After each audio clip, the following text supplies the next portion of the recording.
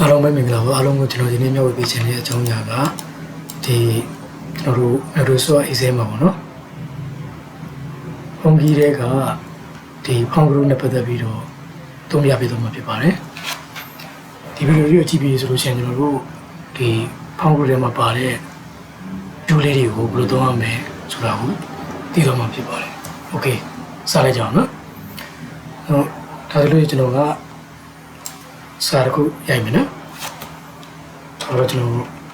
ကောင်းမြတ်ဆိုတဲ့စင်တာတစ်ခုကနေပြီးတော့ KAUNT ကောင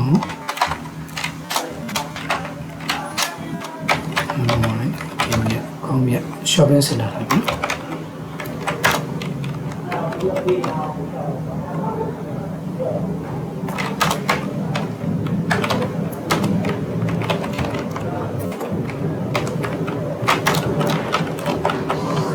ကောင်းမြတ် shopping center နေပြီးတော့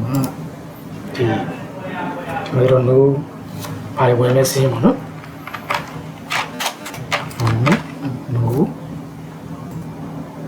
ဒါဥပမာလေးနဲ့ရိုက်ပြဆိုတော့ကျွန်တော်တို့ပြုမိသုံးခုလောက်ပဲရိုက်ပြနော်မနေ့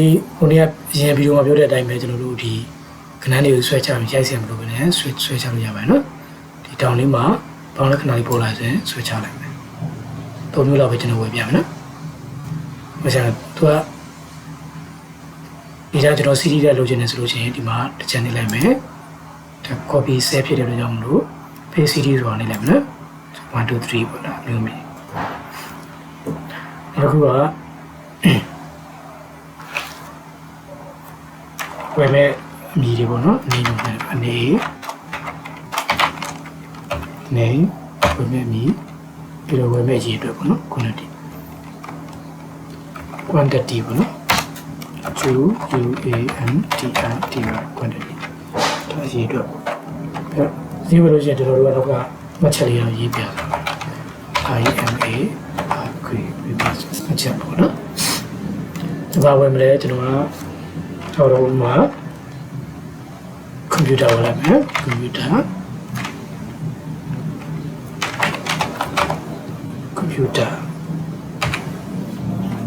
ပေါ်မှာကျွန်တော်ကဥပမာလေးပြဆိုတော့သုံးလုံးဝင်မယ်ကွန်ပျူတာဖုန်းပေါ့နော်ဒီချို့ဖုန်းကခွင့်လုံးဝင်လိုက်ဖုန်းပြီးတော့ကျွန်တော်ပါဝင်မယ်လက်တော့ကွန်ပျူတာတွေပဲနော် iPad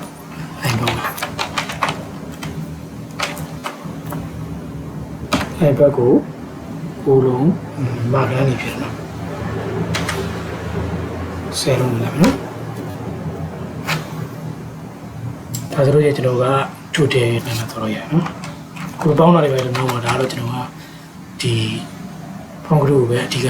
ပုံလို့မှဖြစ်တဲ့ကြောင့်ဒါတော့ဥပမာနေနဲ့ရိုက်ပြအောင်နော်ထုတ်တယ်ကိုပေါင်းလိုက်လို့ရှိရင်ကျွန်တော်တို့ဆယ်လုံးဆိုလုံး20ပေါ့နော်ထုတ်တယ်20 Okay ဒါဆိုဒီမှာဒီ group သုံးပြမှာဖြစ်တဲ့ကြောင့်မလို့ဒီမှာကျွန်တော်တို့ကဒီဖုန်းတွေကိုလည်းပြောင်းလို့ရတယ်နော်ကိုကြိုက်တဲ့ဖုန်းပြောင်းလို့ရတယ်ဒါပါတော့ကျွန်တော်ဒီဥစ္စာနှစ်ချက်တော့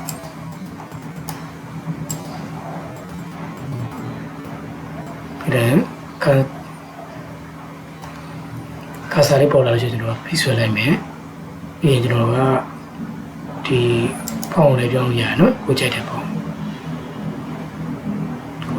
ပြောင်းလို့ရပါမယ်နော်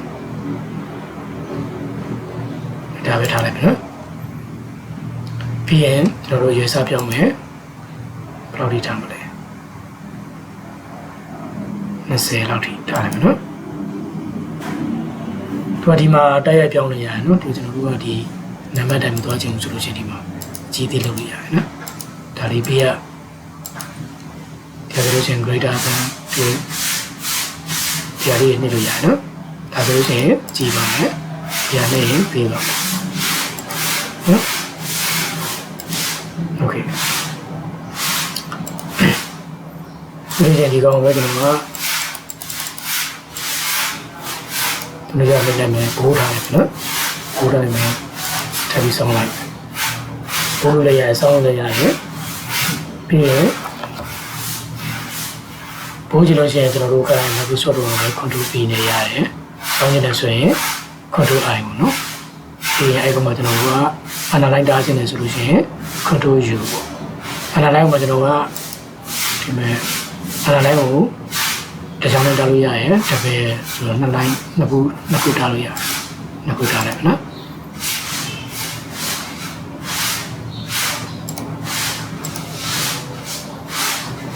ပြီးရင်ဒီစလုံးတွေကိုလည်းကျွန်တော်တို့က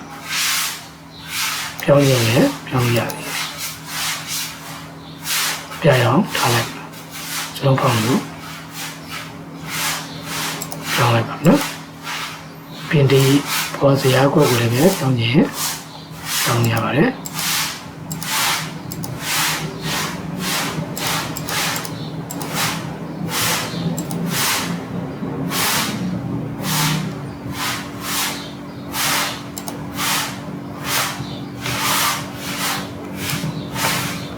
နော်ဒီမှာဆရာကကိုဒီအတိုင်းမြှလိုက်လို့ရှိလို့ရင်တစ်ချောင်းပါမှာအဲ့လိုမနှောလို့ရှိဘူးရင်ပြီးမှပြောတဲ့အတိုင်းပဲဒီမှာတစ်ချက်ခါစားစားလိုက်တယ်ပြီးရှက်ကီးလေးနေပြီးတော့ကိုလိုချင်တဲ့နေရာမှာတစ်ချက်ထပ်နေလိုက်မယ်ရှက်ကီးကိုနှိပ်ထားနော်အဲ့တော့ကျွန်တော်ကဒီမှာဒီ background color ပြောင်းနေတယ်ဆိုလို့ရှိရင်ပြောင်းရပါတယ်စိတ်ကြိုက်တဲ့အကြောင်း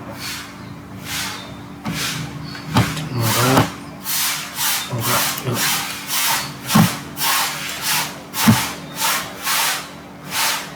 ဘာကြောင့်ရောမှာပြောင်းလိုက်နော်ဘာကြောင့်ရောကြောင့်ဒီမှာပြောင်းရရဲသူစိတ်ကြိုက်အယောင်လေးပေါ့နော်စိတ်ကြိုက်ထားရရဲ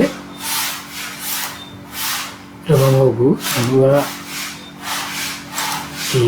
စလုံးမပြောင်းနေတာဆိုလို့ရှိရင်စလုံးပေါ့သူစလုံးကိုပဲကျွန်တော်စိတ်ကြိုက်ပြောင်းပေါ့နော်โอเคဒါဆိုလို့ရှိရင်ရနော်ဒီကြဒီကောင်ကျွန်တော်ဇရာဖွဲ့ခြင်းဆို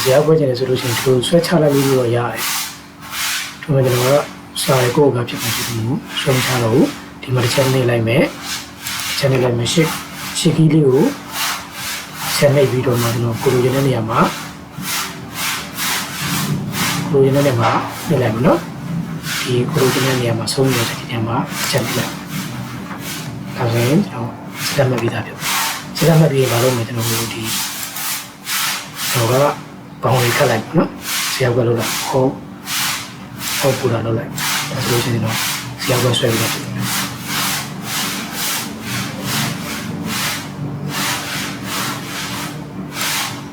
တော့ဆက်ချက်ချင်ရရနော်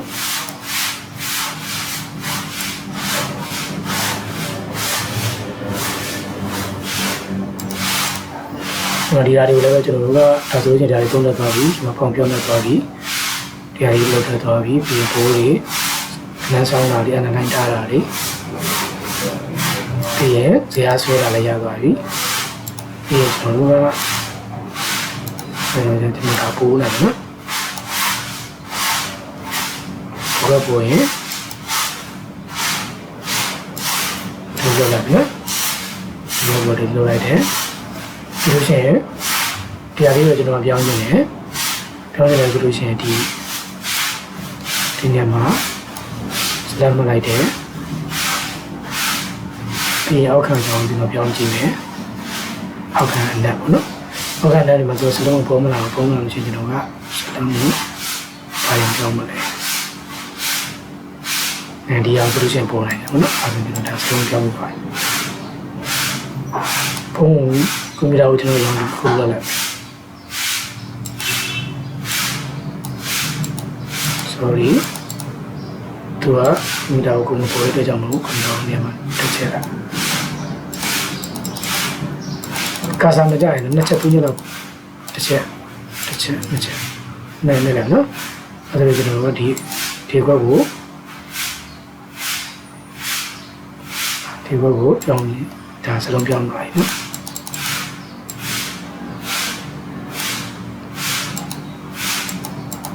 ဖုန်းလည်းရောင်ပြောင်းလို့ရပါတယ်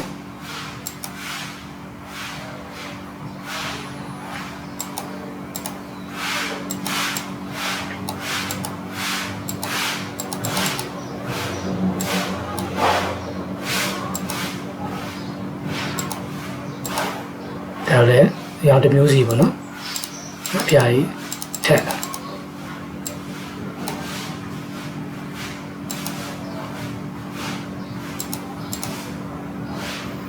ဒါရောင်တစ်မျိုးစီသူစေကြိုက်ပြောင်းလို့ရပါတယ်နော်ဟုတ်ကဲ့ရောင်ပြောင်းနေတယ်ဆိုလို့ရှိရင်လည်းဟိုတစ်ချက်နေလိုက်တယ်ပြီးလို့ရှိရင်ဒီမှာလူစေကြိုက်ပြောင်းလို့ရပါတယ်နော်ဒါပေါ်တော့နေအောင်ထားပါဒါဆိုလို့ရှိရင်ပေါ့နော်ဒီကောင်လည်းစေကြိုက်အောင်ပေါ့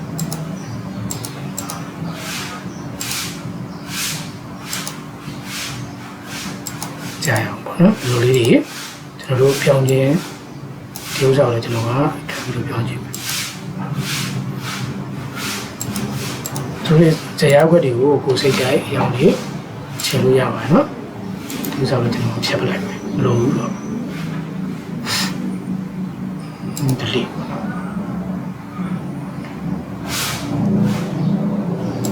ဒီအားလေးဖြတ်နော်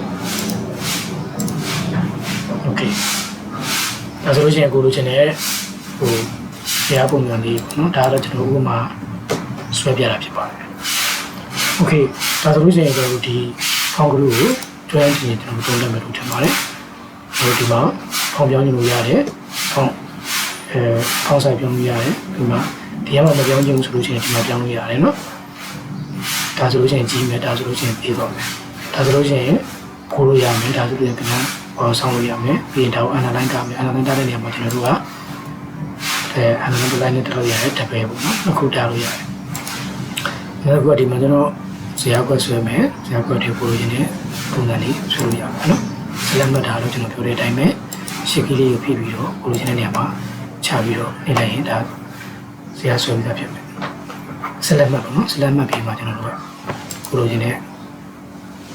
အားကိုဆွဲလို့ရပါတယ်ပြီးရင်ဒါဒီဥစ္စာကျတော့ဒါအောက်ခံကိုပြောင်းတာဒါကျတော့စလုံးအရောင်ပြောင်းတာโอเคအဲ့ဒါဖောင်ကလေးကိုကျွမ်းကျင်သုံးနေမှာဖြစ်ပါတယ်အားလုံးကျေးဇူးတင်ပါတယ်ခင်ဗျာကျွန်တော်ရဲ့ channel လေးကို like subscribe လုပ်ပြီးတော့အားပေးကြပါဦးခင်ဗျာ